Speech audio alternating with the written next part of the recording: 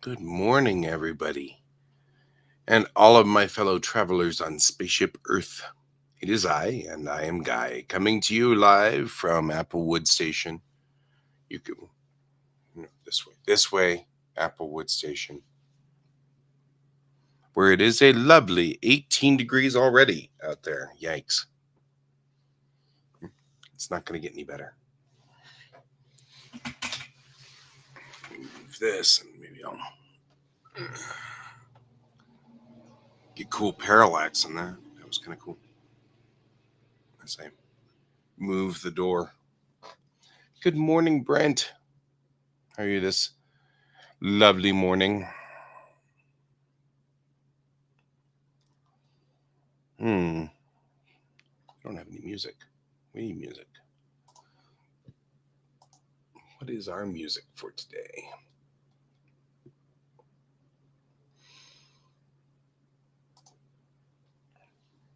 We'll do some indie rock.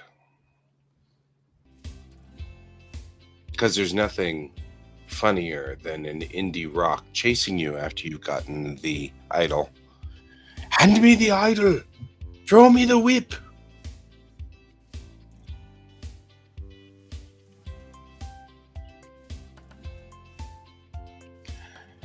Well, I'm doing great.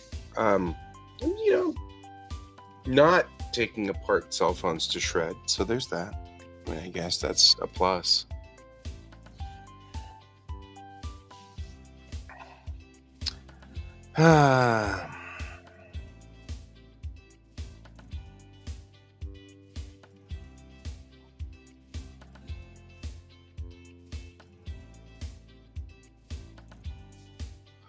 So it's interesting. I am reading the reading for today's class, and we're talking about globalization, which is and has been, the professor warned me when we started, or warned us. There was a certain amount of charge to this. Because, of course, I was thinking about this in a lot of different ways, and it's interesting because I feel like when I read these readings and things like that, they're not down to a fine enough base unit. Because I've been saying for a long time now, there are two ways to govern people, and there's really nothing else. You either have a dictator or you have a democracy, and there are no other forms. And people will argue with me, well, what about a republic? And I'm like, that's still a democracy. Well, what about a monarchy? Well, that's still a dictator.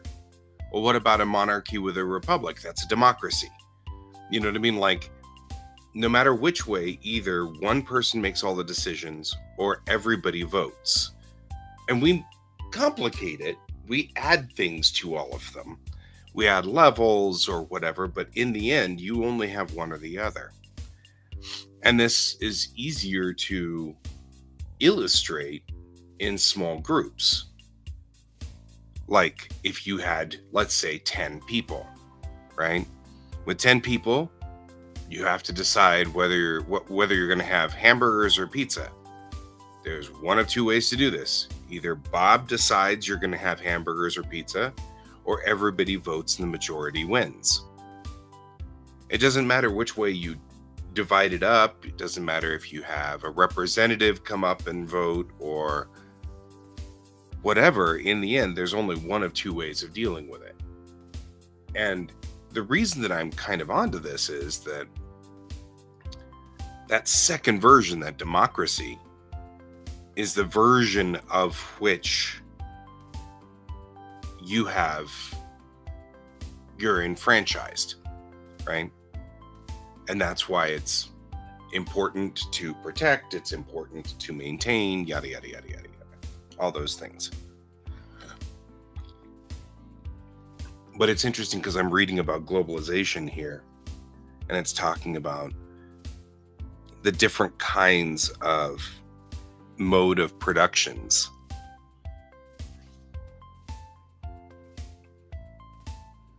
And we're talking about Karl Marx and Marxism here, which is very fascinating to me because there's a lot of things out there that I really didn't completely know until I started taking these classes. And here I'm thinking, man, I came up with all of this great stuff all by my lonesome self. And look out there, and people have invented it before. I just didn't know it. And so I didn't, do anything.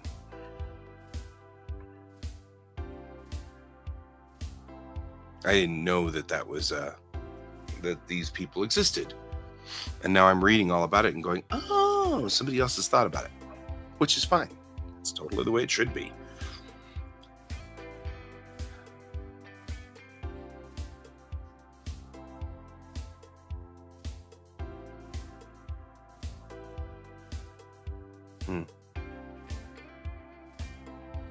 So the writing here. Hey, Gabe, how are you doing?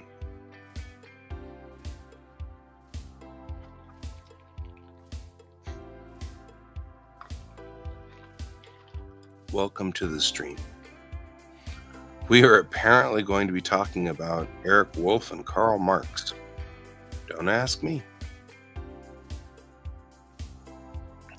Wolf apparently identified three distinct modes of production in human history: domestic,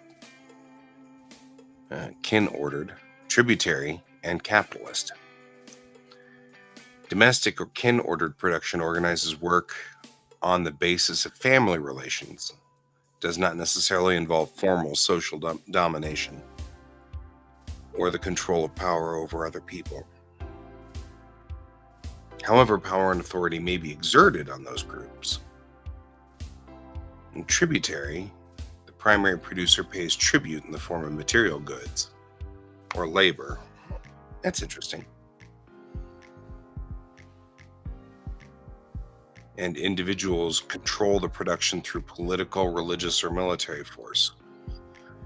And then capitalism, which is the one that's most familiar with us. The mode of production has three central features. Private property is owned by the members of the capitalist class. Workers sell their labor power to the capitalists in order to survive. And surpluses of wealth are produced. And these surpluses are either kept as profit or reinvested in production. The author is just bringing these up as thought processes, because that's not what the author is trying to further necessarily.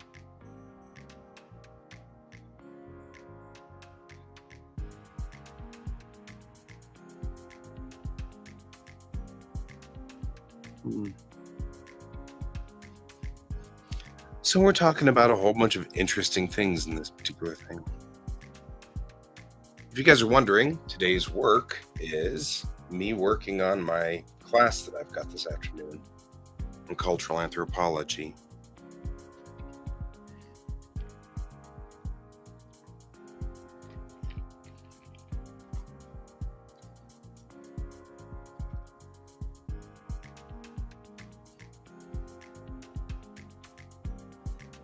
Yeah, now he's taking a part in the book.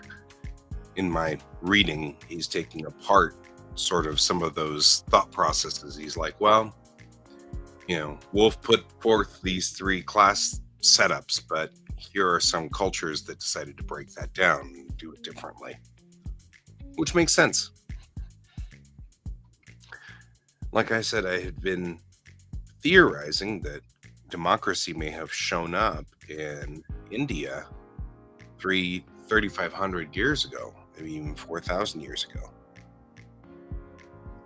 And it may have popped up there because there's the city, the archaeology shows no indication of a massive centralized ruler, no indication of that. So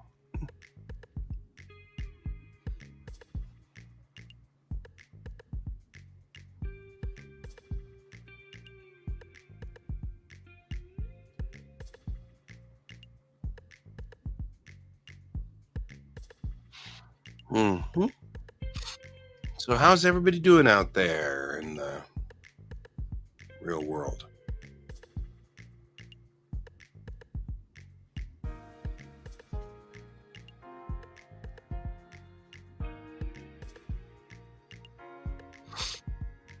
Everybody doing okay out there?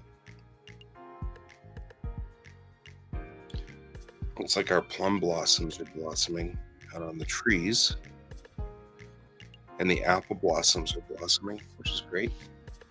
Good morning, Jan. How you doing? We're discussing that it looks like the plum blossoms and the apple blossoms are blossoming. Look at that. Isn't that pretty? Let me just try to adjust this camera. There we go. You can see out there that the plum blossoms and the apple blossoms are definitely blossoming.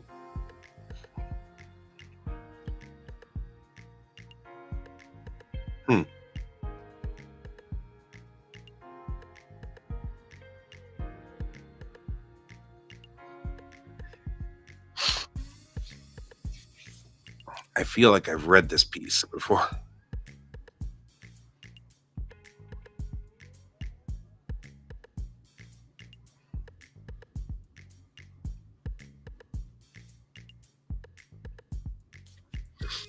Yep. So it is interesting talking about this as the world moves towards a integrated capitalism.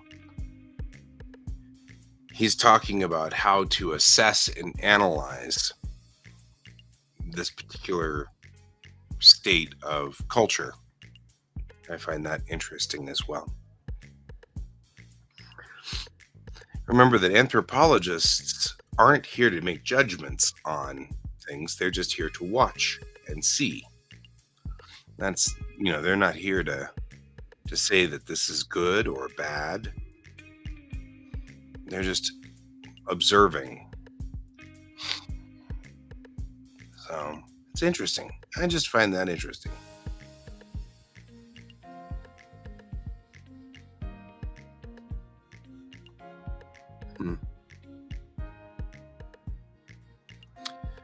I have to reference one of these for my paper, my last paper for this class. And so one of the things I'm doing this morning is trying to assess what is it that I want to talk about in this class or in this paper. Hey, some user, good morning, or good afternoon for you, and of course, good evening for you over there on the other side of the world there, Jan. Or I guess it is kind of either coming up on very, very good evening or good morning for you, depending on where you are. But it is afternoon for you, some user. I've got that one pretty straightened out.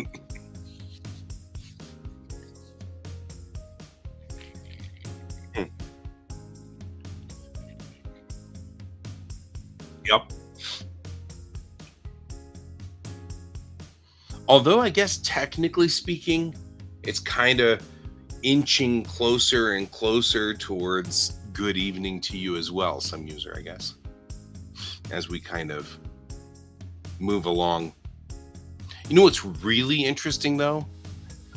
If you think about it, the sun that you're the sun that you're seeing here is the same sun.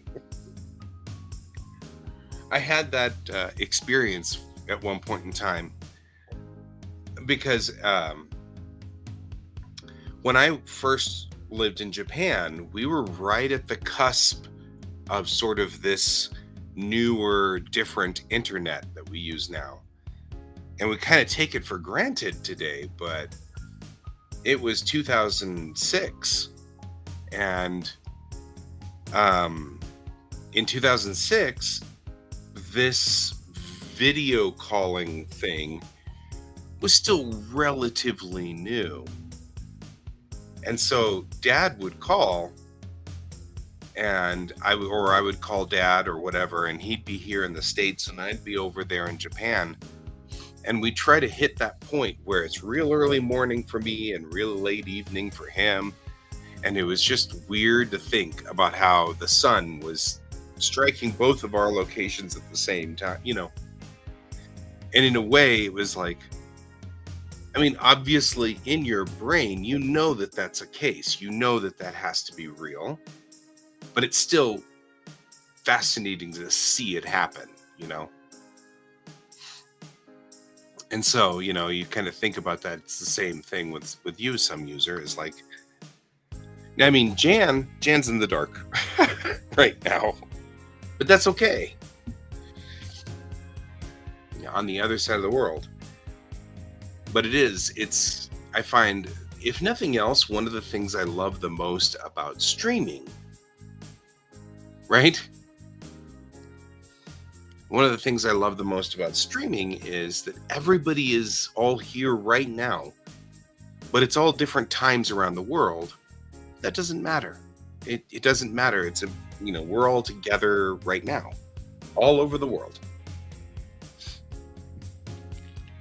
I think it's also cool that it's 25 minutes after the hour for all of us.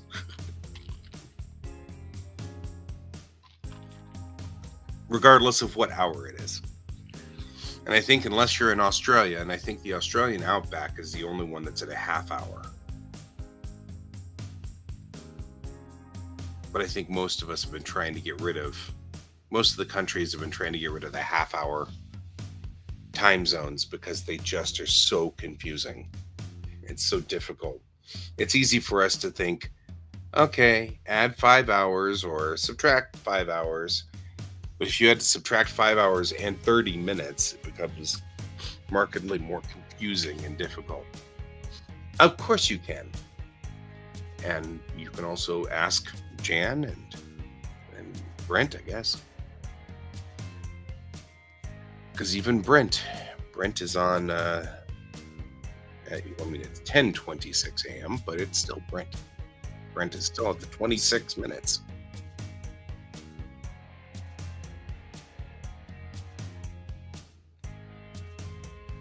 Oh, that's a good question.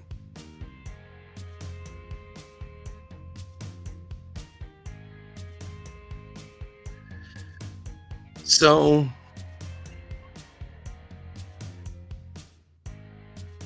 I have a buddy who also is antisocial disorder or sociopath.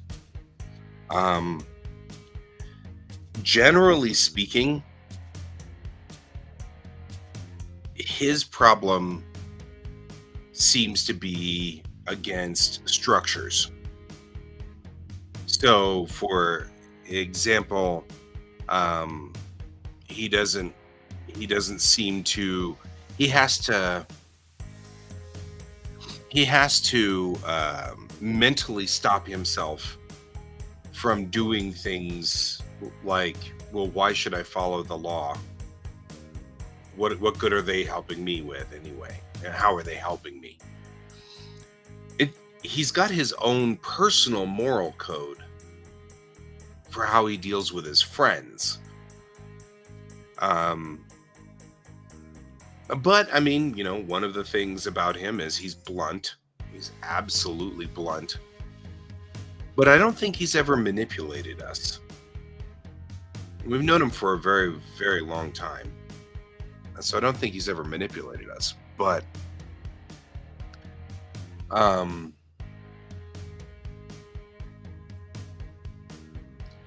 yeah, I mean, it's like the worst possible case of um entitlement. You know what I mean? There are there are people out there who they're the main star of the movie, you know what I mean? I call it the star of the show syndrome. You're the star of the movie and all the other people are supporting actors, and you believe that. You believe you're the star. And so um and the problem is he has to learn remorse. We aren't necessarily born with remorse. Yep. You're just an NPC in this life. Are you my NPC, Brent? Is that what's going on here? Man. Do you just stand there in your shop waiting until I walk by to go, "Hello, traveler. I used to be a warrior like you until I took an arrow to the knee."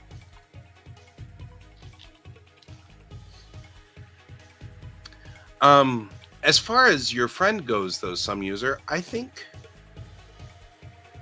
mean, I would be open about it if I were you, you know? And you said that you were, this would be you talking to your friend. You said were, you didn't feel remorse, so that makes me a little leery. You don't think there's anything wrong with manipulation. But on the same token, hang on a quick. I am still getting over that cold. On the same token, if he's like my buddy, he has a very strict code of ethics. Even if that code of ethics is, I don't want to mess up your world, because if I mess up your world, then you won't give me what I want. You know what I mean? Like, there's a code of ethics out there that can just be, I don't mistreat you because I don't want you to mistreat me. You don't necessarily have to live on the code of ethics that a lot of us run on, which is, I don't mistreat you because that's wrong. Right? I mean, like, when you think about, like, the average person's code of ethics is, I don't mistreat you because that's a bad thing to do. Who wants to mistreat people? Nobody wants to mistreat people. But if you're sociopathic, or you lack empathy, or you are suffering from man, I just said it like 10 minutes ago and the words completely leaving my brain. Right. Well, absolutely. And that he's not alone. There's a good portion of our culture now that lives on that premise. And if you were to ask my opinion on this one, as someone who studies people,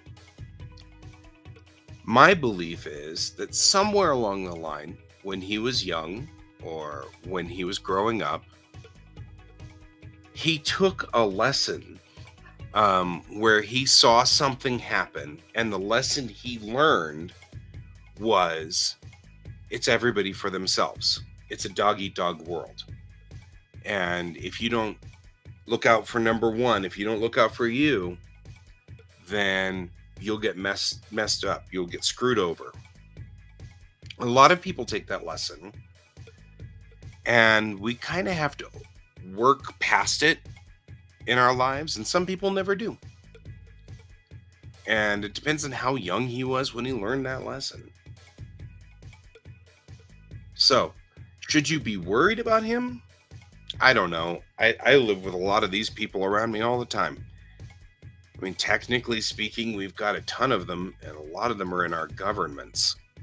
Um, and it's kind of a sad statement. You and I wouldn't steal something because that's bad. But we also, somewhere along the line, learned that when you steal something from a merchant, that merchant loses money and therefore cannot buy dinner and can't buy food, right? So we learned that that just because I could steal it from you, we learned that that hurts you, and that in turn hurts us, right? I wouldn't steal from you because it would deprive you of a thing, and that would hurt you, and therefore I don't want to do it because instinctively humans don't like hurting other humans. And usually, right, but I mean, that's the basis of our morality. Our morality is based solely on, well, not solely, because a lot of people do what's right and don't know why they're doing what's right, but they're still doing what's right because it's right. Those people, though, we have to go through this phase. Everybody does, where we go, wait a minute, if it's right, but we don't know why should I do it? So like I said, the reason why we don't do it, the reason why I don't steal from you, is because I don't want to hurt you. It would hurt you. If I walk into your house and I take a thing from your shelf, that thing could be a thing that your father gave you, or it could be a thing that your best friend gave you, and if I take it, you're deprived of it. And that hurts me. And I know that because it hurts me because it hurts you. Some people get this belief in their head that it doesn't hurt people. If I steal this thing from you, you won't notice it. You wouldn't notice it was gone, and you wouldn't care. The fact that he's a friend of yours indicates that he does care. He does care at his being. Otherwise, why would he be your friend? Friends, what we do is give and take from one another. And so, yeah, I mean, who wants to inflict pain on people? You have to be convinced of that. You have to be convinced that it's okay to inflict pain on people. I'm going to blow my nose. Hang on.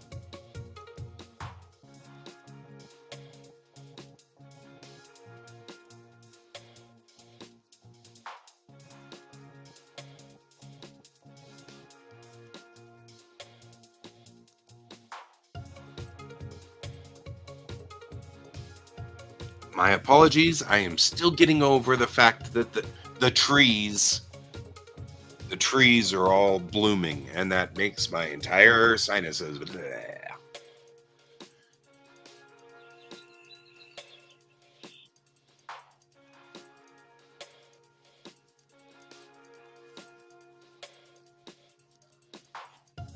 I mean, he can inflict pain on other people, and it doesn't bother him.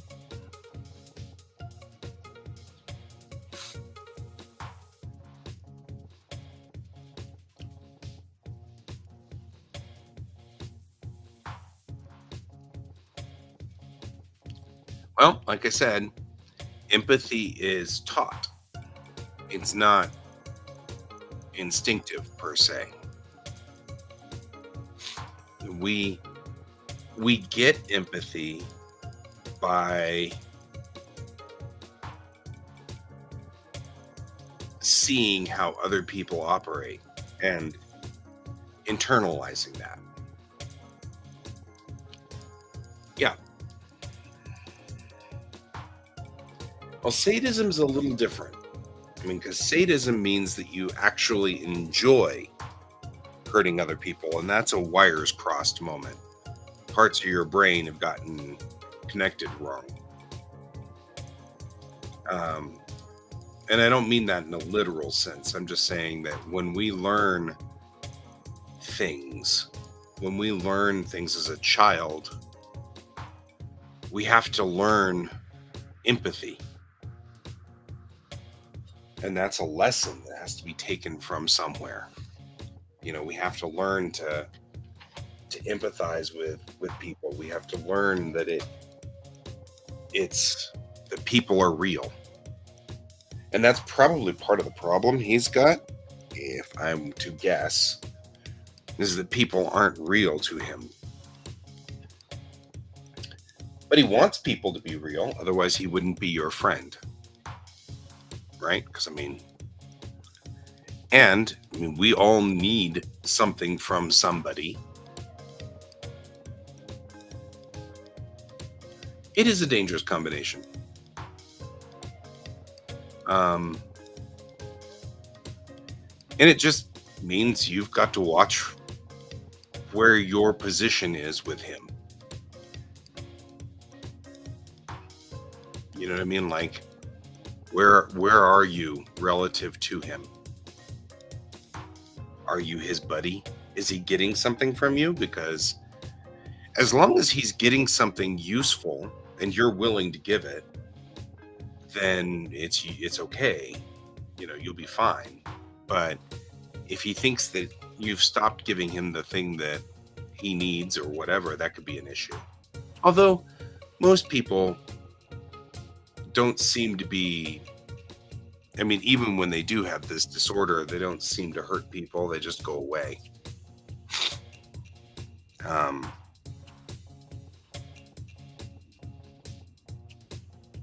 I don't know.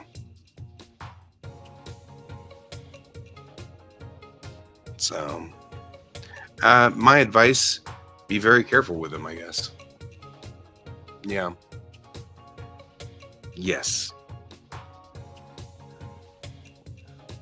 I think you're asking two questions, I think, if I may. Question number one, how should you deal with this? And that's up to you, I think. How do you want to deal with this? Question number two is, how should you feel about this? And feel about that as you will. I don't know. It's up to you as well. I tend to look at these people and say, okay, these are people who missed, what was it that my friend calls it? He calls it missed that day in class. What he means is that somewhere during their childhood, the rest of us learn this lesson. Either we learn to share in kindergarten or, like all of those things. Well, one of the things we have to learn is that everything has feelings, right? And it's just like us. And we have to connect those two pieces together. And once those are connected, then you feel hurt when someone else is hurting. That's the empathy piece. If you don't learn that as a little child, it's not visceral. It's not in your system somewhere, Instead, it becomes a note in a kind of like if I tell you that something costs X number of euros, then you would go, oh, okay. But it's not like you feel it and go, oh no, 7 euros? You don't feel that internally because that's something you had to learn later in life. You learned it as an adult or as an older child. Whereas a lot of us have to learn empathy really young, really, really young. And I think one of the disorders that we find from being large and having large societies and, groups of people everywhere.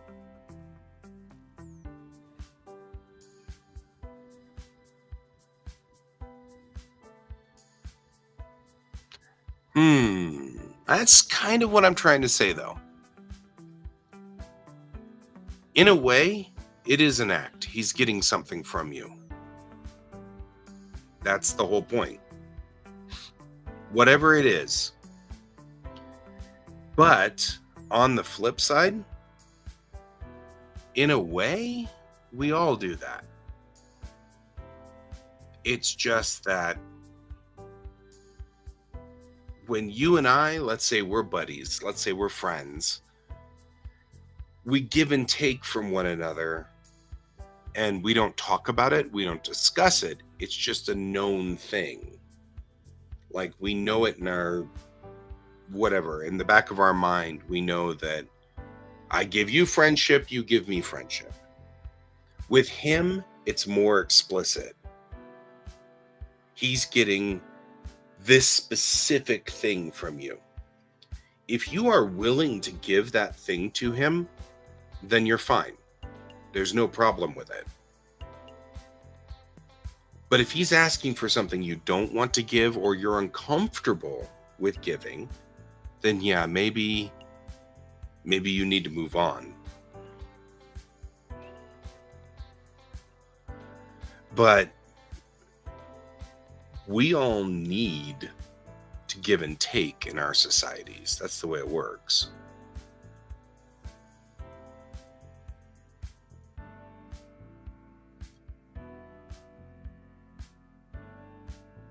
Yeah, Jan's not wrong.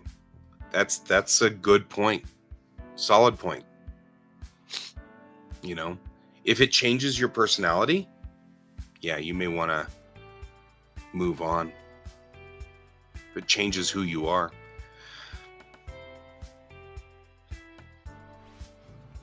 But if it's like, let's say, for example, you and your friend go to the movies. Well, you still like to go to the movies, whether your friend is with you or not. Your friend is going to the movies with you because your friend wants that from you. If you're willing to give that, then I don't see necessarily a problem, as long as you're willing to give that. You know what I mean? But if the friend wants something you're not willing to give, like let's say the friend wants you to help him steal something from a store, that's not something you're willing to give. You can be upfront about it. I'm not going to help you rob this store, you know. The thing I guess I want to make a point of is this is a disorder in the same manner that ADD is a disorder for me. And my disorder doesn't hurt anybody except that I'm bad at deadlines. You know, which if you're waiting on me for a deadline, this could be an issue. Right? But that's a disorder that you're willing to be patient with. You're still here on my stream, even though my comic book has sort of petered out. It'll come back, by the way. I'll be working on my comic over the summer, and you can stay here with me. But I need to get out of school first, and I've got 3 weeks left of school. But yeah, you're still waiting for book 2, says Brent. But you're willing to put up with that from me. You know, you want, if you think of it like it's actually kind of interesting that I happen to be reading about trade and commodity right now in my cultural anthropology class. But in a way, I am trading to you. You get to watch me make a comic. That is something you're interested in doing. You're interested in that. I'm giving it to you willful or with thought process.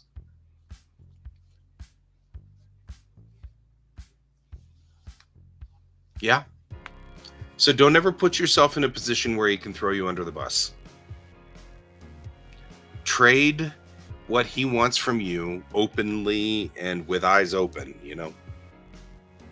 For if you were to use the example I gave before, go to the movies with him because that's what he wants to do with you. But don't let him talk you into robbing a store because you don't want to mess with that, you know.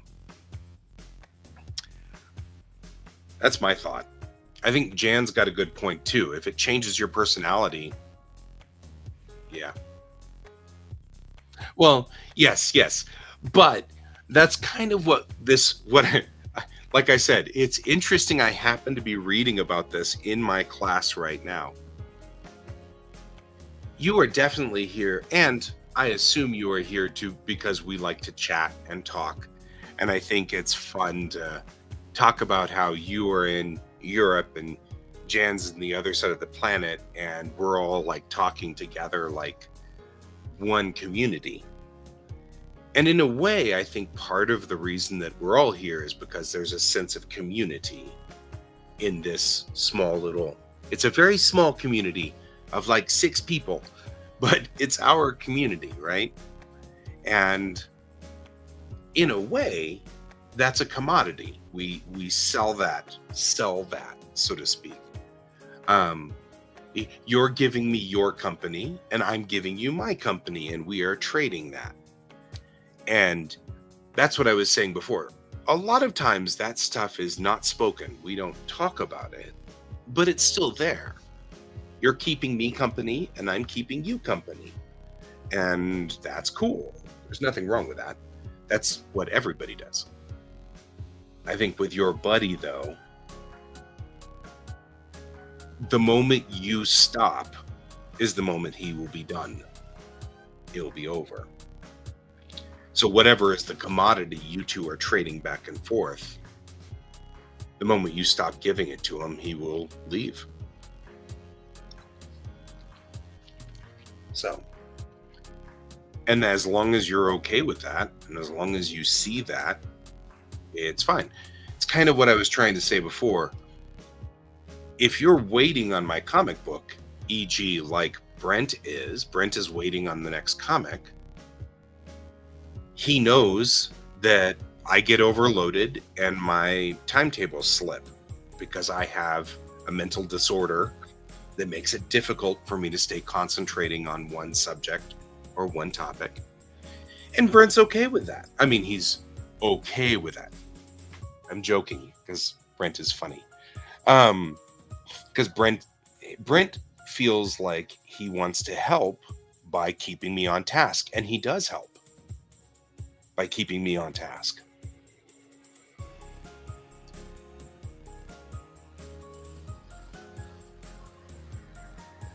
Yep. if he says so, this is where he's trapped. I'm going to read Jan's statement here. Yeah.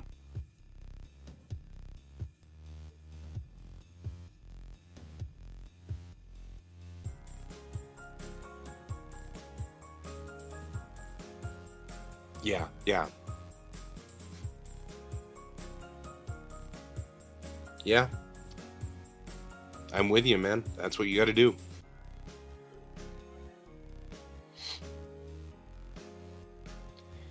So, and some user to your statement, that's exactly right. You say, hey, this is your problem and your responsibility.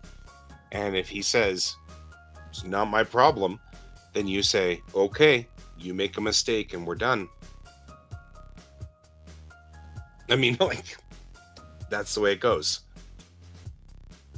And if he asks why, you can say, because we trade as people, we trade back and forth on the assumption we're being fair. And if you cannot be fair, then I don't need to be with you. And that's typically what I do. I have a friend who is similar, and that was something I sort of said to him many, many years ago. I was like, hey, everything that happens in society, that's a big truck. Everything that happens in society happens because we are trading back and forth. And if you can't trade fairly, then I don't hang out with you. You know what? I should flip these, because if I put the picture outside on the other side,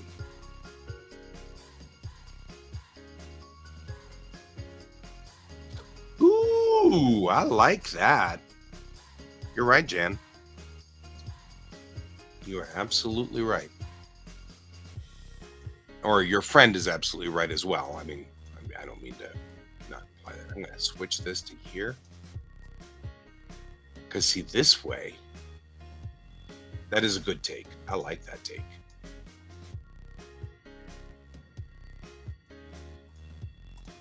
Move this to here. There we go. And this way, now I can do the things like point, and it points the right direction. Because here's the window. So, like when I point and go, hey, look, there's a car out there, you can see the car. I can hear a truck coming. Like, I'm not sure what they're doing out there, but there's some very large vehicles out there. Yeah, and I think the saddest part about this whole thing, some user, is that you can't feel comfortable around that person. Because you never know when they're trying to take advantage of you and trying to take more from you than you are giving to them. And that sucks. You'll have to be on guard for that. You have to watch. So, sorry, brother. Or rather, sorry, fam. I'm trying to use fam. Hey, Ray.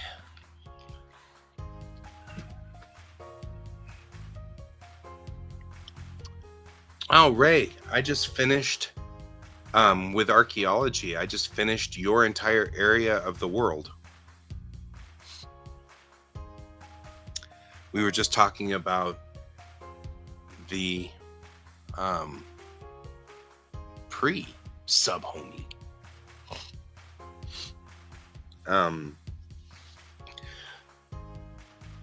Kids in the Gen X generation here are using fam, and I like that. Nah, don't worry about it, man. Oddly, some user, you are absolutely on topic. You're just on topic for what I'm reading for class today, which is kind of fascinating to me because it's talking about the economics of people. And usually when we think of economics as money going back and forth for goods or trade. But one of the things that this article is talking about is that there's an economics also with friendships. And, you hear people talk about love languages, if you will, between partners. Some people have a love language of gifts, and some people have a love language of words, and some people have a love language of touch and things like that. And the truth is, that's usually discussed as two people being like a couple or a mating pair of some sort. But the truth is, all of us do this with one another. And depending on our culture, those love languages can be more or less connected, even between our friends. Yeah, I know. I love fam too.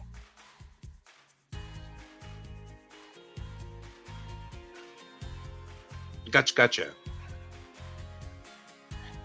Yeah, I love fam too because so for me, and especially the more I learn about humans and the way that human beings work, the more I realize family for us, they don't call it family necessarily here.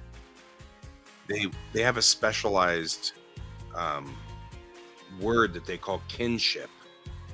And anthropologists talk about kinship, meaning it's the people close to you. That could be your mom and dad. It could also be your best friend. It could be your schoolmates. It could be anything that's close to you. They call that kinship.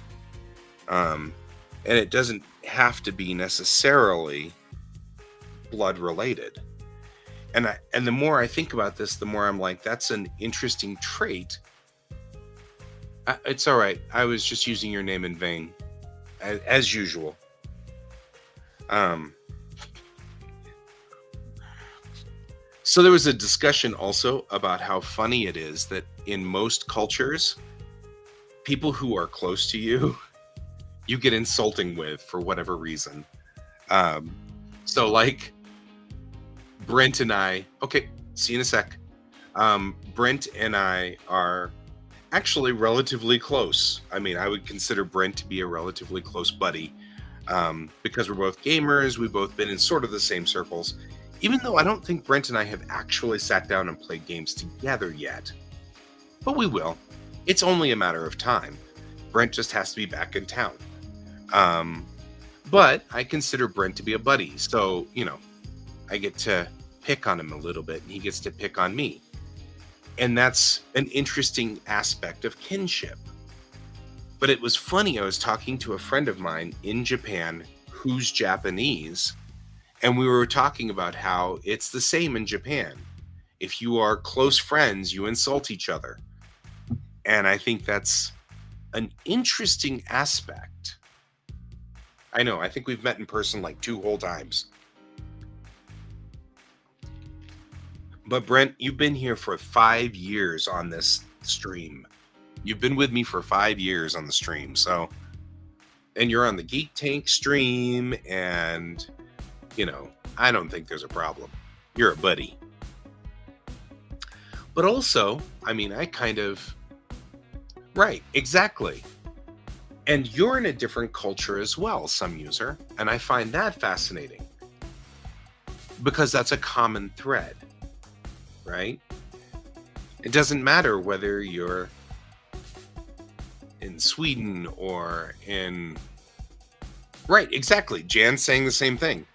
And Jan's in a different culture as well.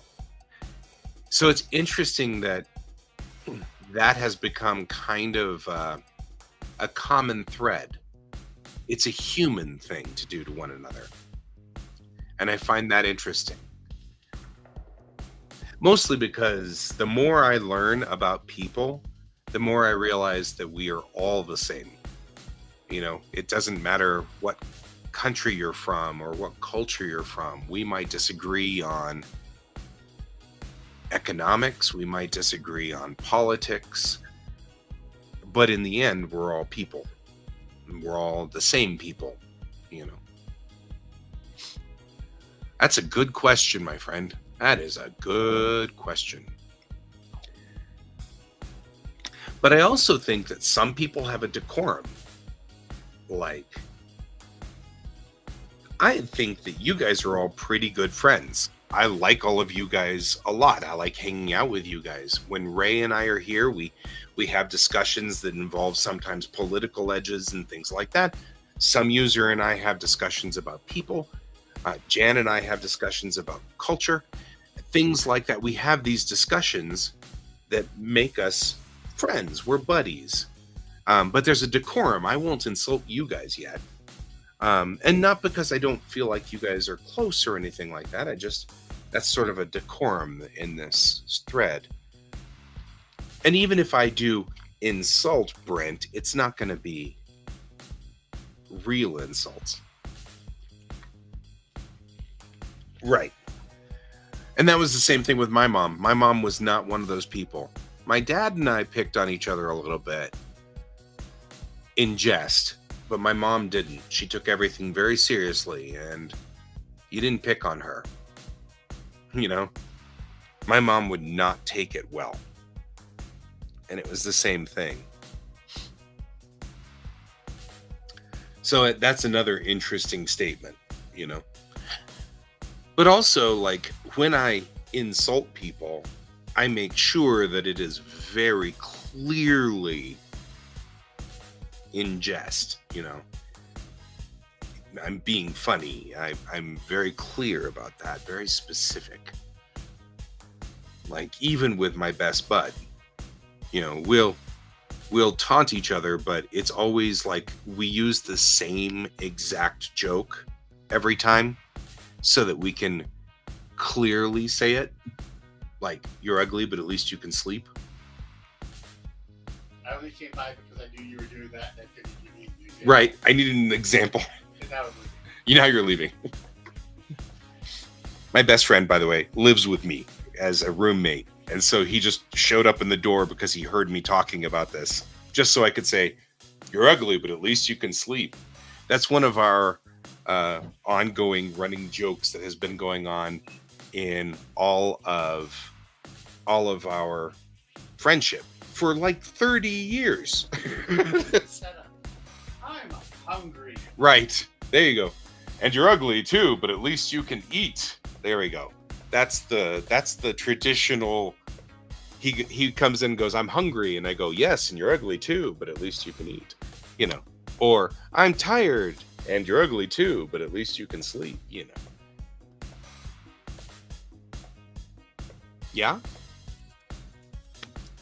So, all of those are funny insults, but, you know, the truth of the matter is I don't think that either James or I are particularly ugly, but we make that joke all the time, even though it's probably not true. I don't know. We've known each other since we were in our 20s. I guess that's when we were probably, if you were to think, that was when we were our best looking. Yeah. Well, and that's a thing. Usually, I don't know. You know, who knows? It's all things that I'm thinking about here. I find it funny, though, that we all have these discussions about, you know, being friends and how we behave with one another. And yep. Right. Well, and there's sort of an unspoken rule. Like, both my best friend and I are overweight. And we both want to lose weight. It's a little bit more dramatic for my best friend. He's in the military, so he has to lose weight every time in order to pass. So there's never fat jokes. That's not allowed. It always has to be something that's clearly not the person. That's one of the rules of the joke thing, you know. Or something that, like, apparently my kid and my kid's best friend constantly joke about height because they both know that they are in their teenage years and that they're growing, and they're growing at a different speed. And so one of them's super tall today and the other one's super short, but that won't be true in 2 years. They'll both be the same height in 2 years. So because of that, it seems okay between the two of them for one of them to call my kid Shorty, and my kid calls the other one, you know, it does all of the how's the weather up there jokes, you know. But that's because they both know that, you know, they're both 14. So they both know that within a few years, both of them are going to be the same height, or roughly the same height. So that seems an appropriate insult to one another. But they're also both 14, which means that they're both skinny, and, you know, so they probably also call each other fat. Yeah. A long-haired Oompa Loompa. Oh, man, that's good, man. That's a good one. I like that one. I'm still coughing because of the cold. A long-haired Oompa Loompa. That one's good. Yeah, I think that's the best ones are insults that are clever, but aren't actually insulting, you know. Yeah, you can't do anything. You can't ever do that with people when they're insecure. But there is an interesting thing about cultures, though, and that is the style of that joke.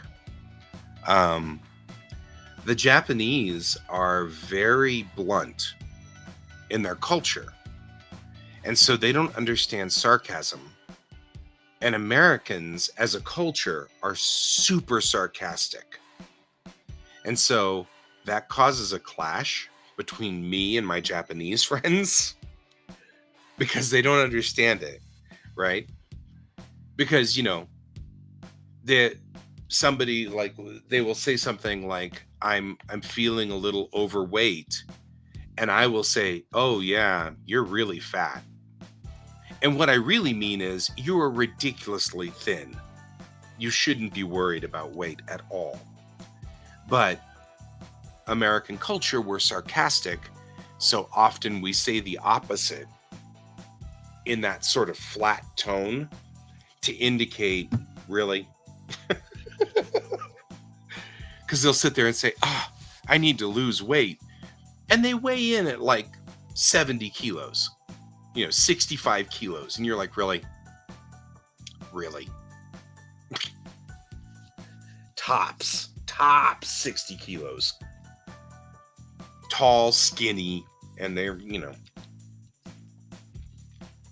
60 kilos is about all they got. And you're like, you're not fat. But it is funny that is a cultural clash that I run into dealing with Japanese a lot. Because Japanese, of course, is my second culture. So I'm always working, interacting, and interfacing with Japanese people just because of that's my second culture.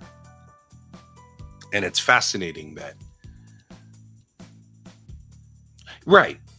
And that's an interesting other side note that's interesting, because it's not just, like, our sarcasm isn't taken well by British. And that's similar culture. And one can argue that the UK and the US have a very similar culture, especially if you're comparing it to Thailand or Mongolia or Sweden or our cultures are very, very close together.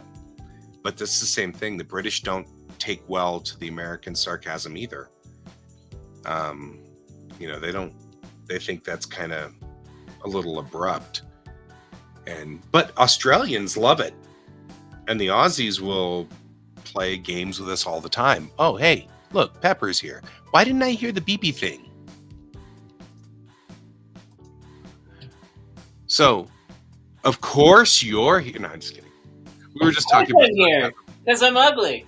Because you're ugly. How long have you been here? Quite some time. Yes. I didn't hear the beepy thing, and usually I have OBS up. And so OBS doesn't give me a screen.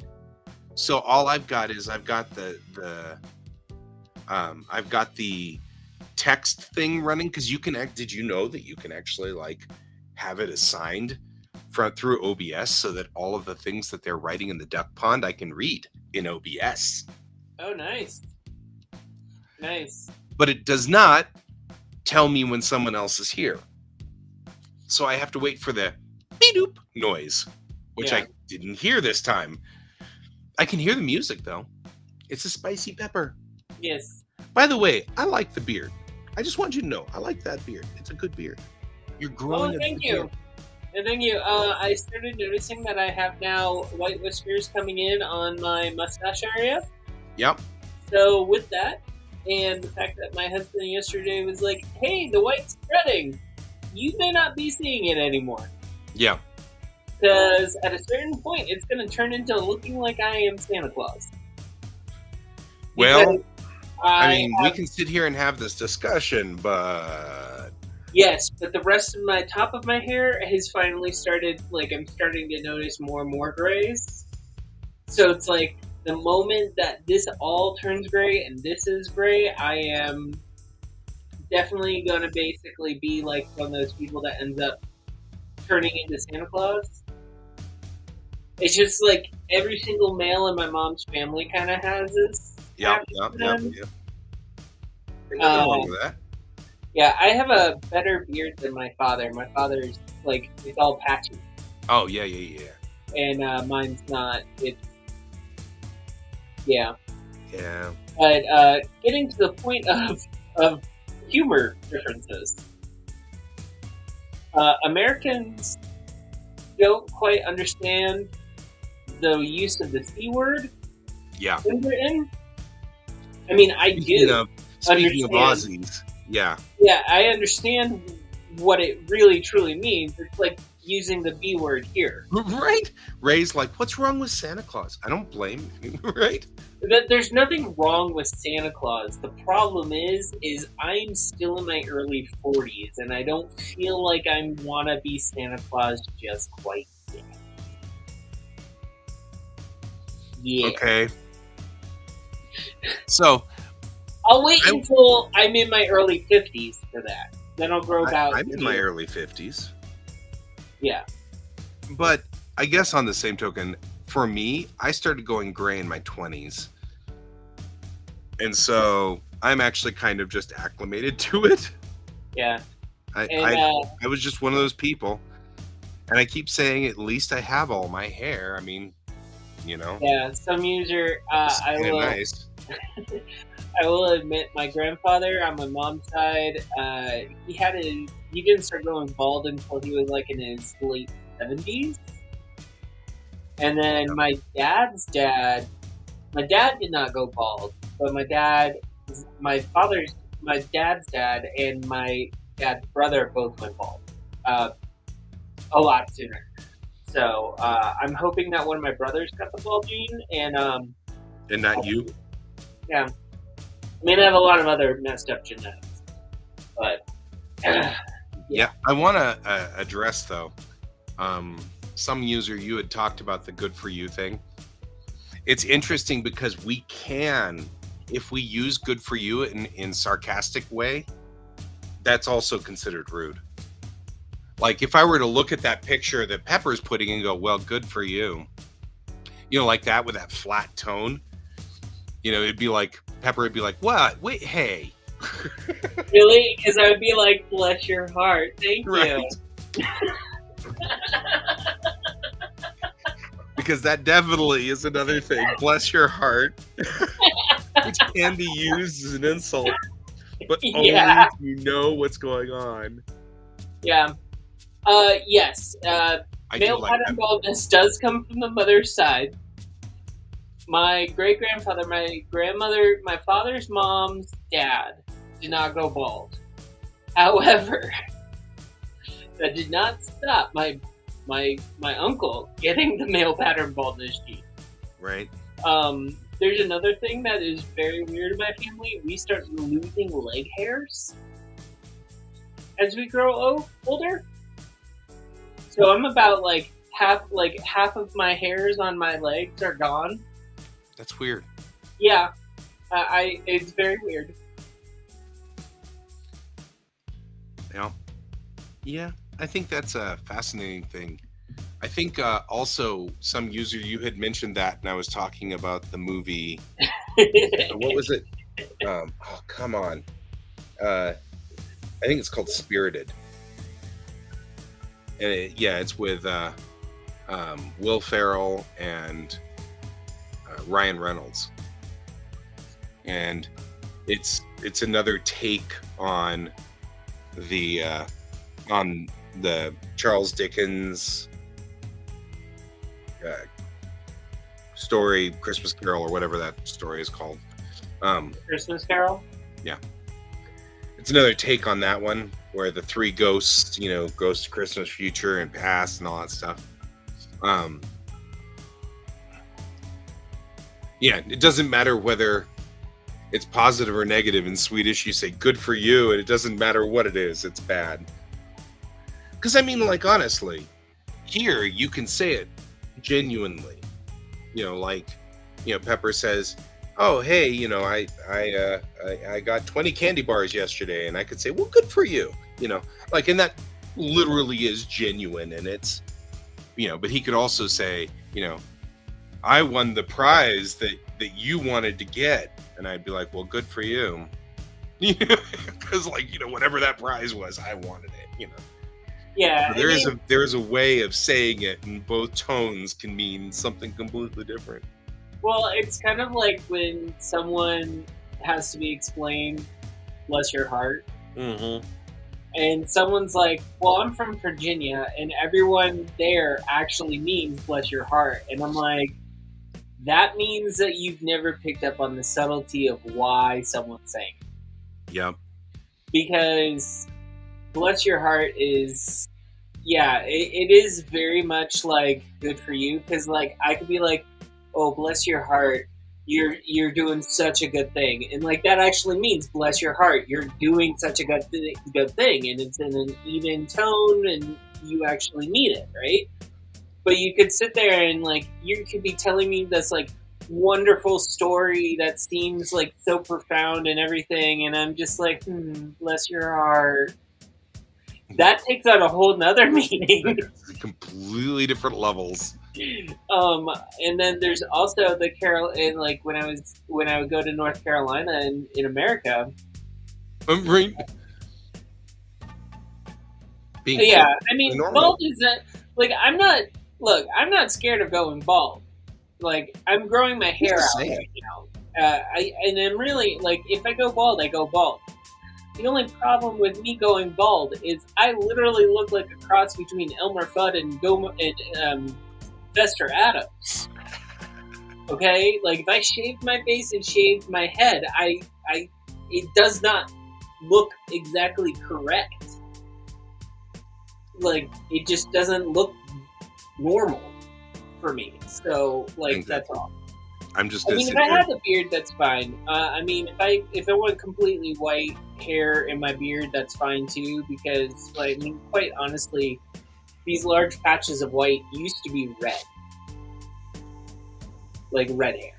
So, like, it's and it's now starting. Sometimes I have that problem with pepper too. Ray, I'll say the thing. Oh, I'm sorry, Ray. Yeah, I take things very literally sometimes. Sorry. It's all good. Yeah. But back to bless your heart. The funny part about that one is it also can be expressing like this weird, almost like sympathy. Mm-hmm. Oh, did you hear that Joe was in the hospital again? Oh, bless his heart. Yeah, I mean like that a sympathy that thing. one's not bad. It's that one's not bad. But if you see a grandmother grab the chin of a child, looking at him or her affectionately after they've been like a nonstop terror, right? And she's like looking at him or her and got the chin and goes, "Bless your little heart." She is scathing at that point in time. Sure, she is saying that child is a little piece of driving her crazy. Like Brent, I can see the sarcasm. Bless your heart, Pepper.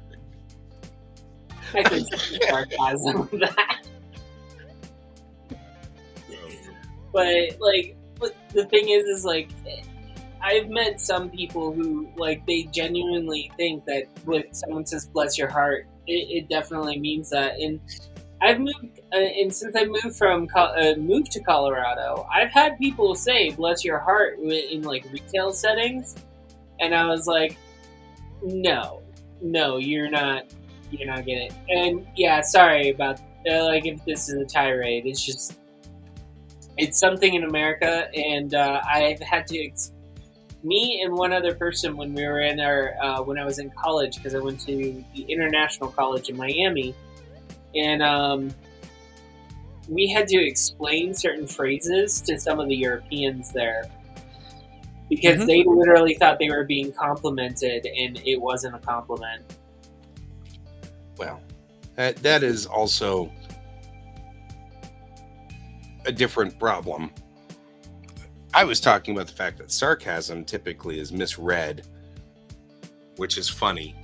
And I think it's interesting that We were talking about how insulting each other is a sign of friendship, but the way or the method that it's done often differs from culture to culture. Right. I mean, I was back east in Rhode Island for a family thing, and I told my cousin, me and my cousin were talking, and I was like, I don't think in this family our love language is showing each other on how we can insult one another. Like, if we're not making fun of you, we don't love you. Right?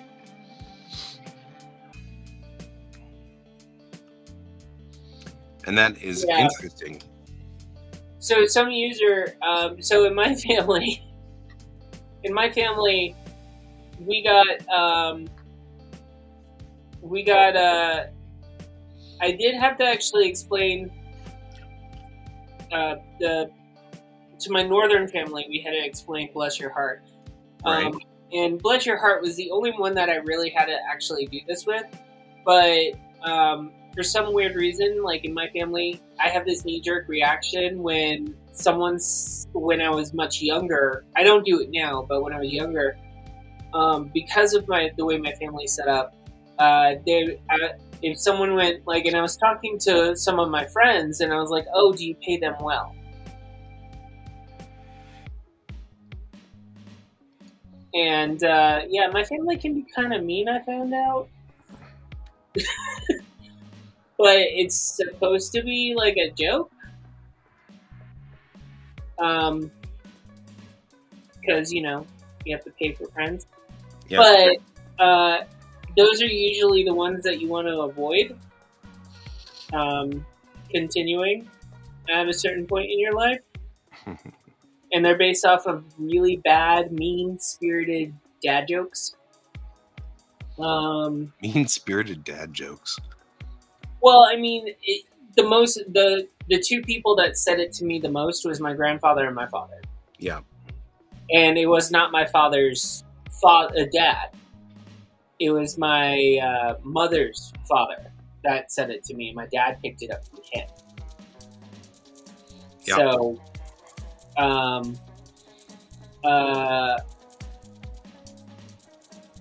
no, Bless Your Heart. I mean, you can say it for sneezes.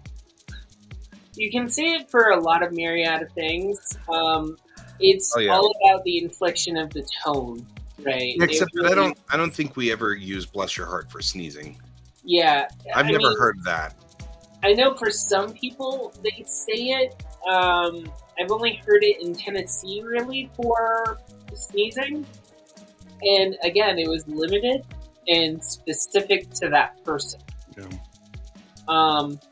Yeah. I don't remember Bless Your Heart ever being anything other than an expression of, because bless you is the sneezing one. We'll say bless you for sneezing. Yeah.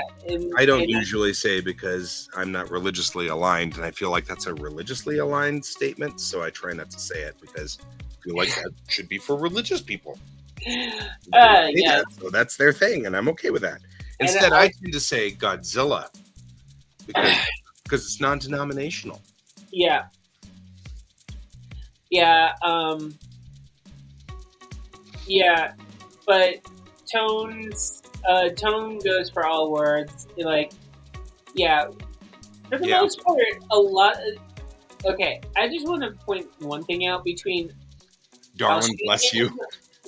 Australian English, I dig British that one. English, and American English. Like, those are the three Englishes that I have like a lot of crossover sections with talking to people with. So I'm just speaking to my experiences, not anything else. For the most part, all three Englishes display almost the same type of satirical humor. Almost. It's just on how the wording is placed is a little bit different. Like, tonal shifts in here and there between words is what really is the semantics of it.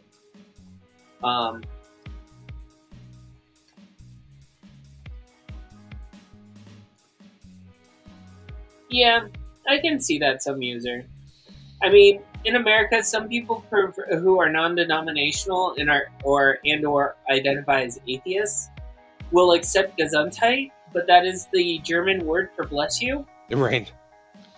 So So somebody had started with, God bless you, and then it was Godzilla for me. And now it's Godzilla. yeah, There was a commercial on TV once, a long time ago, in like the 90s, where the guy would open the refrigerator and he'd sneeze, and one of the fruits in the fridge would go, orange juice, and he'd go, what? And then, it was this commercial for orange juice. You need orange juice. If you're feeling sick, what you should do is have orange juice, sort of thing. And so for a long time, I was saying orange juice when people sneezed. But now that commercial is so old that nobody knows what I'm talking about anymore. And now it just sounds really weird. So I try to go with Godzilla. That one's better. actually, I know the commercial you're talking about. You do know that commercial? Mm-hmm. Yeah. Yeah. Like I said, it was a commercial. It was cool. I liked it. It was cute. I think when that commercial came out in school, we started saying orange juice. There you go. Yeah. Same thing. Until our religious studies teacher basically was like, stop that.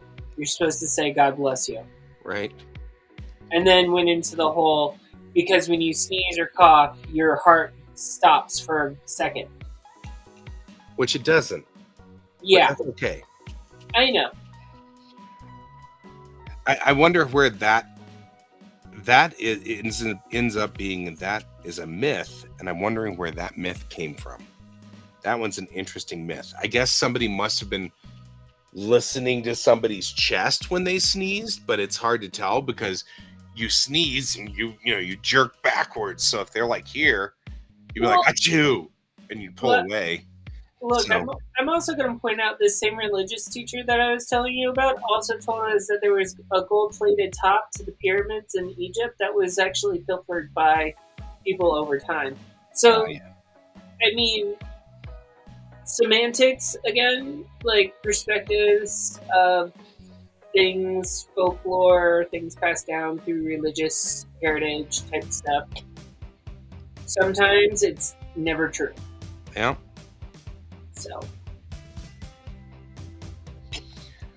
So one of those things. I don't know.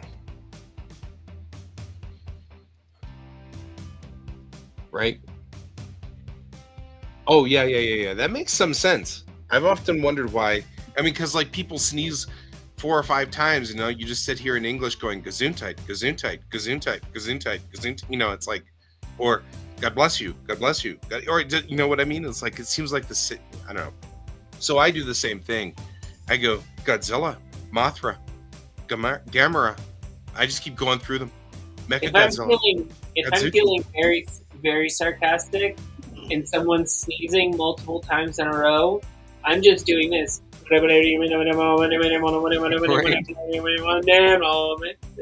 Yeah. So, again, raised Catholic, I have to have fun with it. Yeah. Oh, yeah. Yeah. I was raised non-secular, so to me, all of it still feels a little weird and strange. Like, I'm not sure why people do all of these things, because I was raised, in a secular household. Yeah. So I don't know. And now, as an adult, shrug. Right? At that point, you're like, dude, Yeah. dude, are you okay? Yes. Yes. Yep. The exorcism approach. I mean, it does make people laugh sometimes, so it's like, it's fun because sometimes it will stop them from sneezing, but other times, like, I've done it and someone's like sneezing like on their 4th time and I'm doing it and I made them laugh and it makes them sneeze some more. Right. It's hysterical. So, but yeah, so I'm almost done with that picture. that I showed Mhm. earlier. Mhm. It's a pain in the butt. I'm gonna say that right now. I'm not looking forward to doing the scrolls at all. Um, not at all. No. But I still get to do a sculpt, and I have a little sign I still have to figure out how I'm gonna do that says "Father" on it, right next to the sculpt. Uh-huh. So, but yeah. What you doing? Working on a secret project? Yeah, I'm working on one of my school projects, but I can put it up on screen here in a minute. Well, I wanted to ask you for a second there. The lighting outside was like coinciding with the music. It was like pulsing or something. It's very weird. It's because the camera has issues trying to figure out what its light adjustment is. And so it starts to pulse at some point, and then I get annoyed with it. But then I tried to do something to fix that the other day and ended up making it so that the night show, it's just a black screen. You can't see anything. So now I'm like, well, maybe pulsing isn't so bad. Is that the park near your house? Yep. Isn't that cool? It is very weird that you have it aimed at the park. It seems like you're looking out for people. Like you're the neighborhood watch. You know? I am the neighborhood watch. That's it. We're gonna get you a cape and a mask, and you're gonna be neighborhood watchman. There you go. Yeah, generally speaking, I mean, obviously, it's totally fine, but I do kind of like putting it's because I keep talking about what's going on outside all the time. And it's like, so I figured I'd just aim a camera outside. You guys can see what I'm talking about.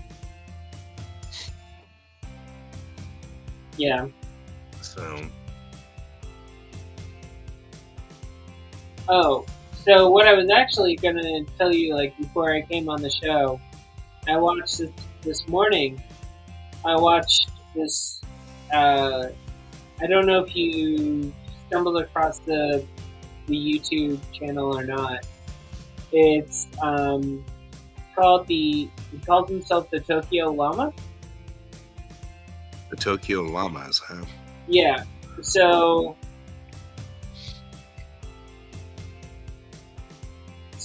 he restored a house in Japan for him, his wife, and his two sons to live in. Oh, yeah? That's cool. And that is not the button I needed. But what I was watching, was he was doing a whole video about Akia. Okay. And so essentially, where this is going is he was working with someone who tries to get people to come from other countries or even other parts of Japan to start inhabiting villages that are starting to become dead. Mm-hmm. Yeah. And so now it got me thinking, like, if we had the money, would we want to go to one of these villages and just buy the houses and restore them with modern conveniences inside them and start living there in Japan? Mm-hmm. Because as Americans, we can own property and houses in Japan so long as we keep up with payments of the Japanese government requirements and stuff. Yep. Mm-hmm. But what I found interesting is there is someone there that's working with the Japan local Governments. and they're restoring some of these things. I mean, I'm not saying getting a green card exactly. Like, you can still go to Japan. You can buy one of these houses, and you can actually run it like a business, where it's basically you buy it, you fix it up, and then you have people be able to rent it out and stuff like that. So like they have people that do that. They have other people that go to Japan and they literally like they've applied, they can work there, all of that other stuff. As far as getting a green card, I don't know the process. It looked really interesting, but then they ended up going to the village of the dolls. And it's this village in the mountain, and there's only a few people left that are actually living in the village, but there's this woman there that makes dolls of previous people who lived in the village. And they're everywhere. I mean, everywhere.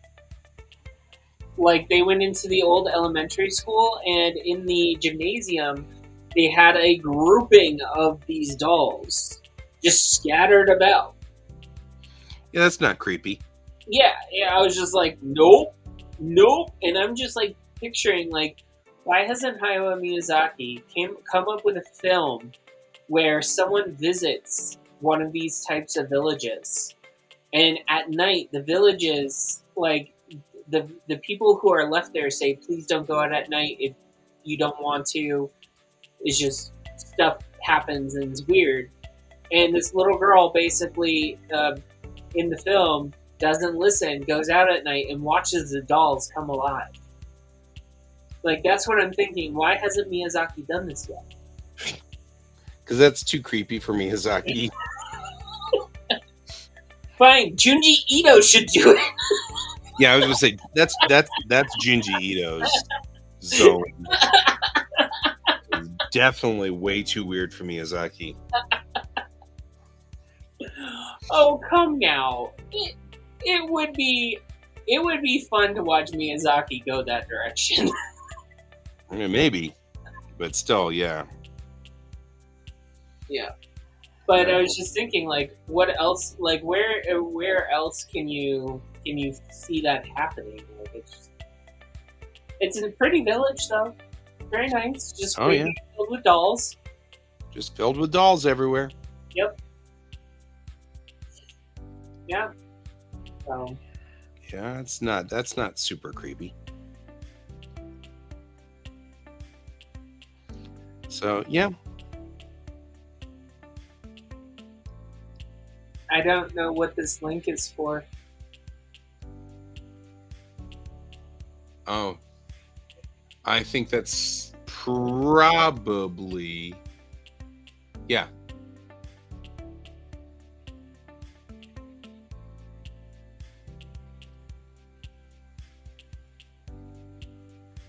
Yeah, I forget. I keep forgetting there's two Miyazakis now.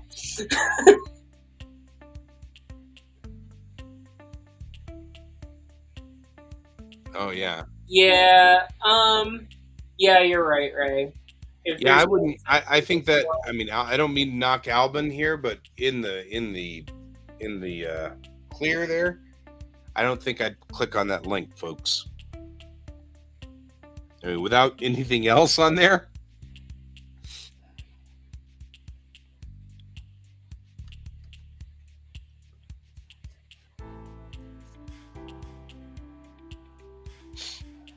Oh no! I've seen this meme. Oh, it's you. That's right. Never mind. That's definitely some user is legal.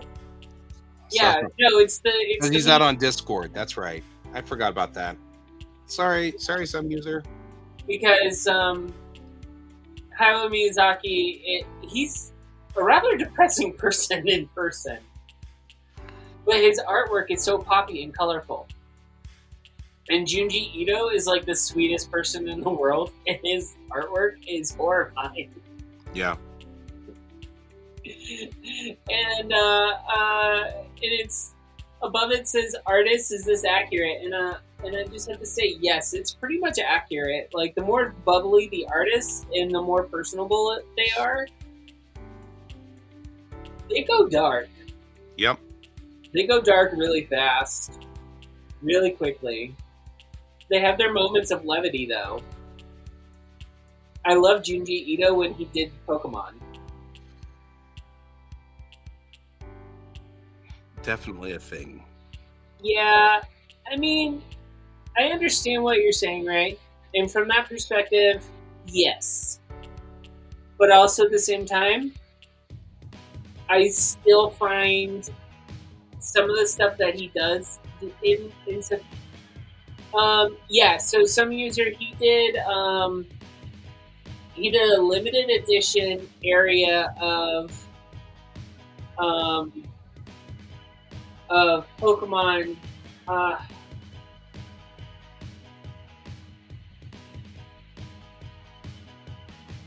where like he made the Pokemon in his style and everything, and yeah, like they allowed him to differentiate, use his style and everything. If you look it up, it's nightmare fuel. It would be like it's one of those things that he does. Like I think there's a yeah, because I'm looking at it right now, and he has the two most popular finds. It's the one where it's like the abandoned doll Pokemon.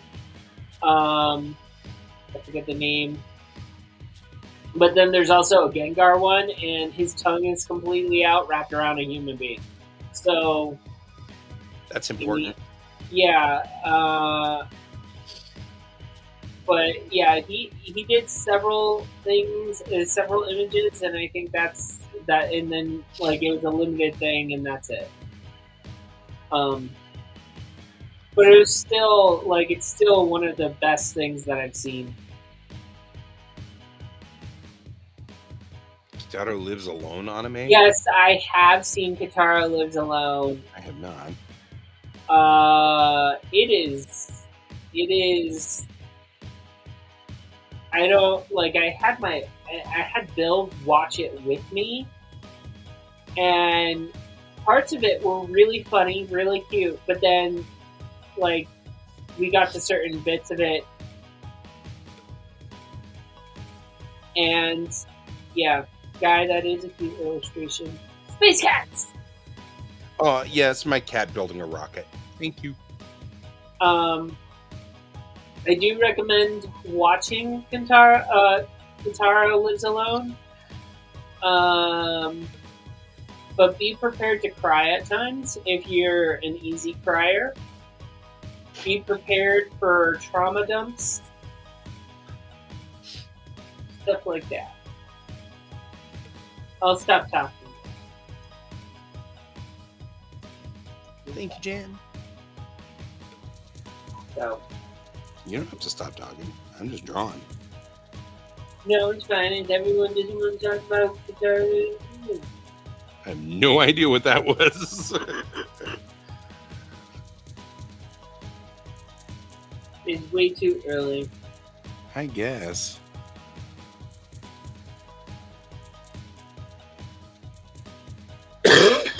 I have to illustrate a book. I have to illustrate my story that I'm making for Japanese class. And the story is called Space Cat Uchu Neko. And so I am doing the Zorba the Greek. That's cool. So I'm doing the illustrations for it. Just because I can.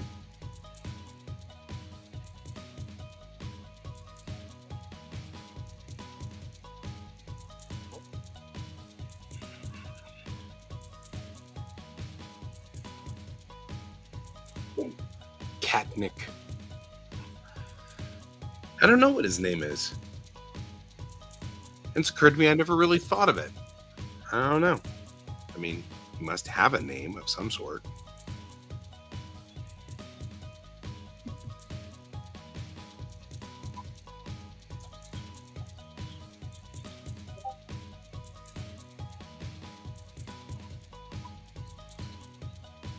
Lycat. Right, you're just making a whole bunch of space references. I dig it. I dig it. You can always name the cat Nuka Nuka. Right? I feel like his eyes much bigger. Especially if you name them Nuka Nuka.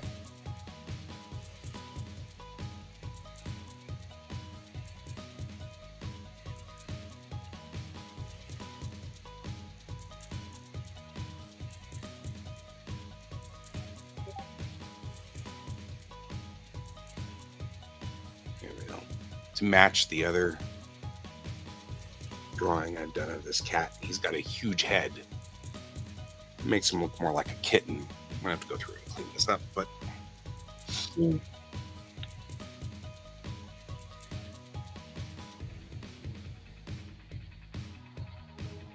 Oh, wow.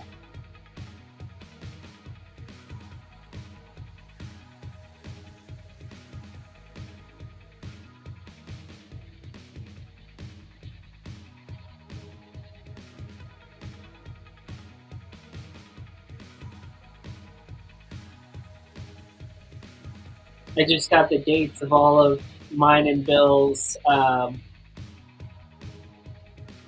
training dates that start at the end of May. Ooh, there's a lot of dates. The whole month of June, we have trainings. oof. And this is just because we decided that we were willing to adopt up to a 6-year-old. Oh, now you've added complexity. Yep. I get it. So once July 11th, it looks like, hits, we are in the clear, and we will be available to adopt up to a 6-year-old. That'd be cool. Yeah. I wish you all the luck in the world on that. Yeah. Luckily, I have next door. I have a foster mother who's fostered and adopted like 9 children, Mm-hmm. something like that. She said. So she. So we're like, while we're waiting, we have to do all of this training. But even she's questioned me and Bill sometimes, like, why don't we go for an older adoption? Like, she's even said, and when I've said, like, my husband wants a baby, he wants a newborn baby, and she's like, no, I get that, but also at the same time, like, we're not getting younger. Nope, So you're really not.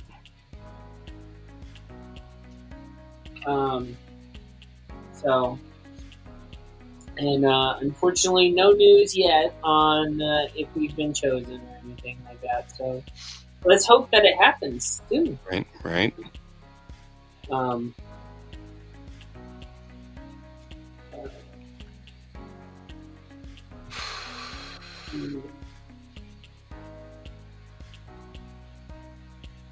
like, how do I do this the best way? It doesn't require me to manually go through here and clean everything up. Dang. Yeah, I mean, some user. My father was 19, and the following day turned 20 when my eldest sister was born. My parents were very young when they had me. And then my younger brother is 20 years younger than me. And so he was like in his 40s when he had my brother. Yeah. I watched my younger siblings and my father, and I watched on how my father somewhat struggled sometimes with them. I'm already in my 40s. Like, I don't want a strenuous relationship with kids that I call my own. There are definite benefits that they will have with me, their parent, though. But it's a very weird topic, weird, touchy subject, I guess, for some people. Well, I But- mean, just me. I get so totally offended. No, I'm just kidding. I don't get Well, it's like right now, like part of my friend group, it's like half of my friend group is having kids, and they're around my age, late 30s, early 40s, where they're sending their kids off to college. I don't have in between. Right. Like, the environment I grew up in, everyone had children pretty much very young. And then, by the way, folks, I'm from Florida, so again, not always the best place in the world. So don't take that for all of America. It's just Florida.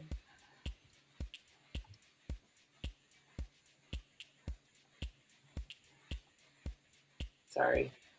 I feel like I insulted people and I didn't mean to. I'll just behave myself now. I actually was not listening close enough to tell whether you did or did not. So I will make no judgment. So my father struggled to keep up with his children. Like, he wouldn't run and play. Like, with me, he actually would go outside. He would run around. He would do stuff. He would actually, like, do the play bits.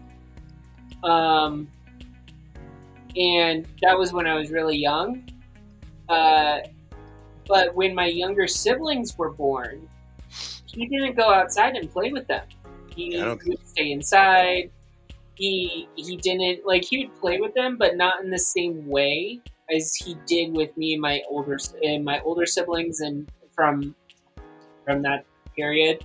Yeah. Yeah, I mean, how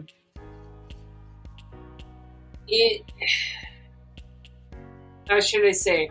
My dad was 20 years older when my brother was born, so he was actually in his 40s. But he had my youngest sister at 38. Something. That's like about the same age as I am, or I was with my kiddo. Yeah. And my dad, I mean, I love him, but I don't talk to him every day. So there's a lot to unpack there, and I'm not trauma dumping on this channel in that manner. I will trauma dump about other things. Yeah, I mean, yeah, and some people it's great, and it's amazing. It's amazing. And I'm just gonna sit there and say I think I'm a pretty decent parent. But yeah, it's just it's a bit weird for me, because, like, again, I have friends who are now having children, like, that are around my age, in like late 30s, early 40s, and I'm in my early 40s. You know, kudos to everyone who's older who has kids. That's fine. I have friends who have children, unfortunately, are going off to college. They've been around for like 18, 19 years, and they're going off to college. Some of them are setting their children off at 20 because, you know, Florida. And that's not a knock against Florida. I mean, I'm just saying Florida education, sometimes you're 20 and you're still in high school. Depends on how well you put into school, sort of deal. Yeah.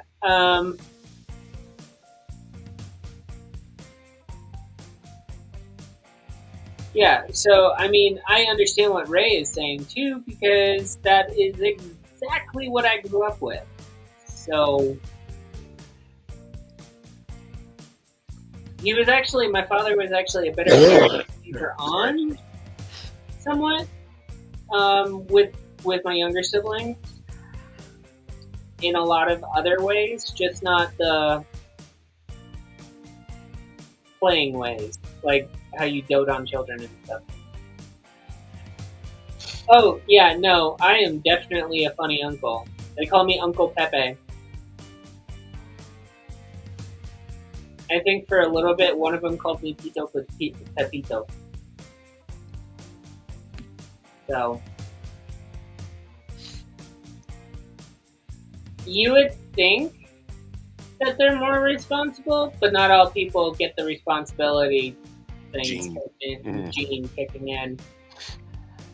That's been my experience.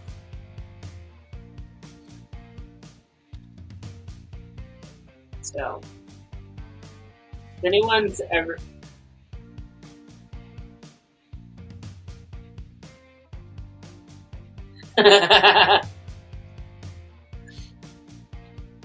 Well, I'm happy that Pepe Chow is yeah, go for it. That is awesome. So. No, trust me, all the trainings, just to let everyone know, like some of these trainings that I do for the adoption process, they bring up a whole bunch of things, and then I have to go to a therapist and discuss what's brought up and triggered during these classes for me, because I'm being taught, okay, this is on how some kids are going to come to you, and this is on how some kids are going to behave, and so you can't do this. You have to kind of guide back more this way and do this stuff, and you have to tell them, speak to them, and have them talk out the dialogue, because they may not understand some of the emotions that are impacting them and all this other stuff. So I have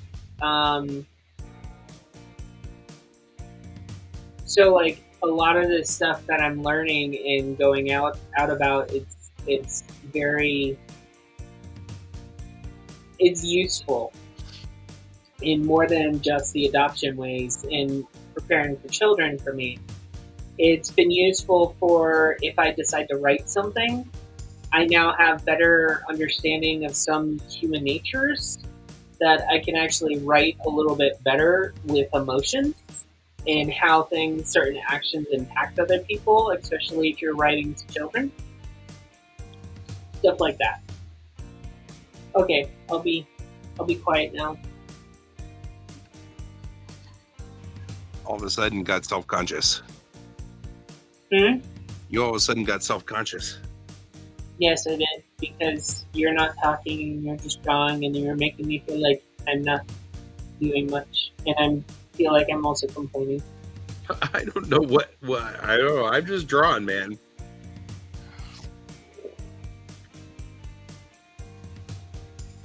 I've been on the same chapter writing-wise for a little bit, and all it is basically this guy. I'm writing on how this guy is coming to the manor and how he's preparing for when the overall story and events start beginning. Mm-hmm. And so yeah, that's what I've been trying to work on when I'm talking to you. That sounds good to me. Yeah, my only problem is I want this character to have like a full day and a half before he meets everything, before the events start. Mm-hmm. And so I'm having trouble with the following, with the gathering of everyone to like do that, because like it's almost set up where I should be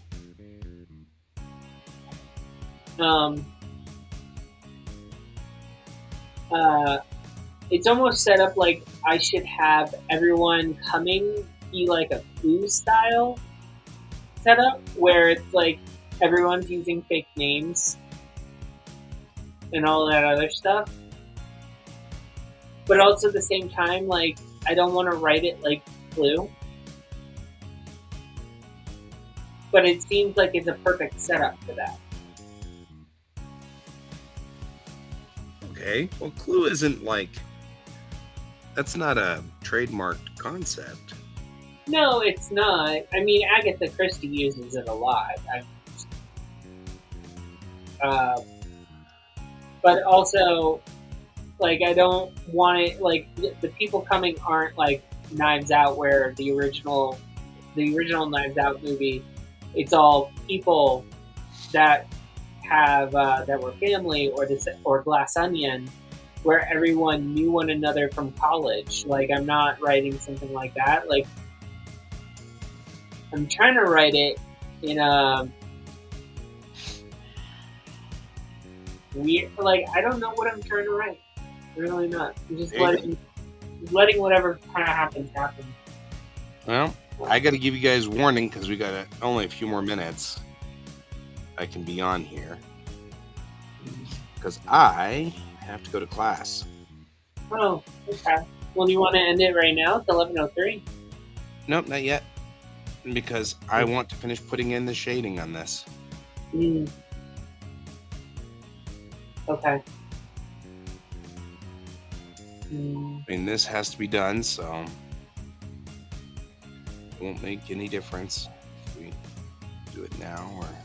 But I do have to. I just wanted to give the fair warning that we were about to start paring down here in a second. There we go. Kind of like this picture, though. It's very cute. It's very cat cute. It goes with the other pictures that I've been doing so far for this.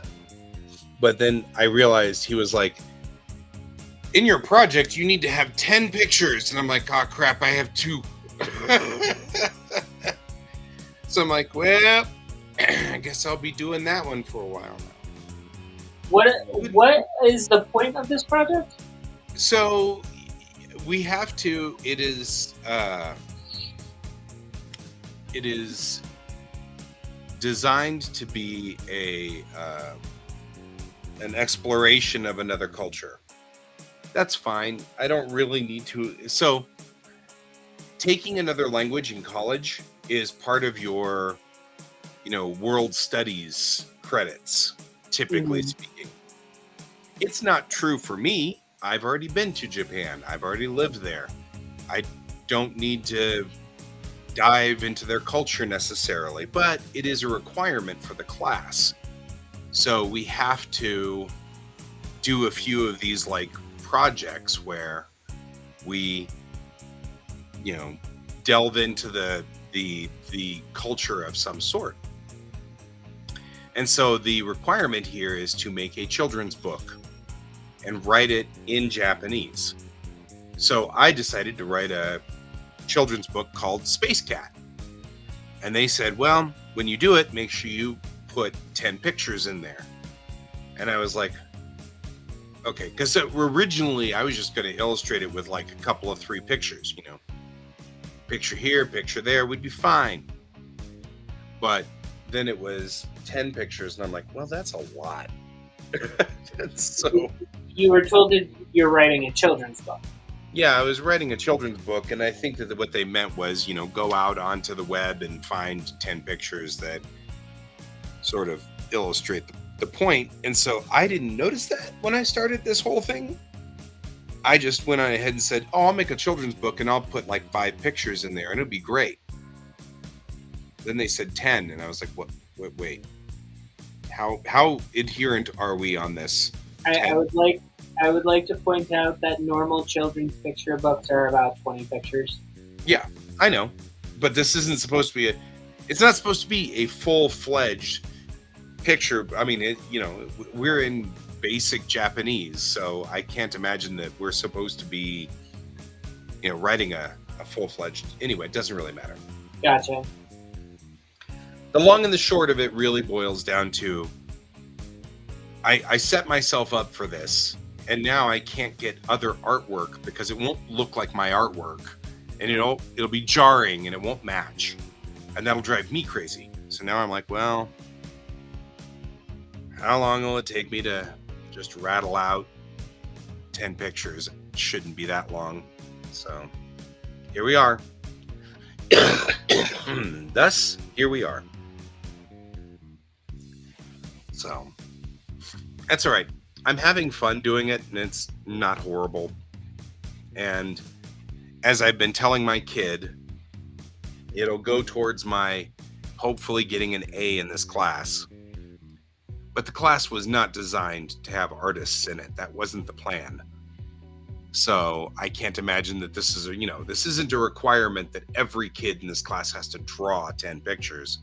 Like I said, they were supposed to go out onto the web and find 10 pictures. Mm-hmm. So anyway, long and the short of it is, I kind of locked myself in this bizarre little I have to make 10 pictures thing. So, Mm-hmm. so anyway, I've got 3 so far.